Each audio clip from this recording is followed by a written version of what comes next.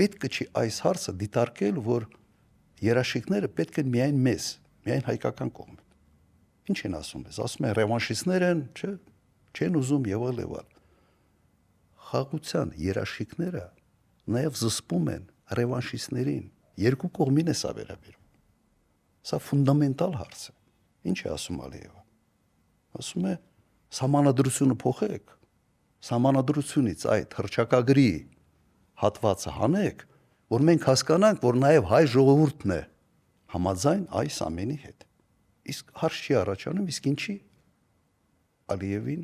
պետք չի երաշխիքներ։ Որտեղ ունի Նիկոլ Փաշինյան, ով զսպում այդ,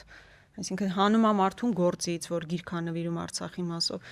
Ալիևը ունի այդ երաշխիքը, իդեմս Նիկոլ Փաշինյանի Հայաստանի Բայց կարա մտածի, որ միջազգայինի համար Կարավաղ Նիկոլ Փաշինյանը հաստատ չի լինելու։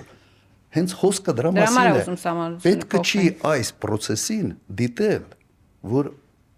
երաշխիքը պետք է միայն հայկական կողմին։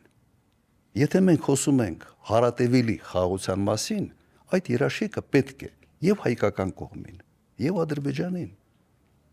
Ադրբեջանին ինչի համար է պետք։ Օրինակ աշխարհակական մեծ փոփոխություններ են եւ ինչ պայմաններում հայկական կողմը շանս է ստանում պես ռևանշիզմը վերակենդանացնել։ Այդ երաշխիքները նաեւ ազդելու են այս պարագայի վրա։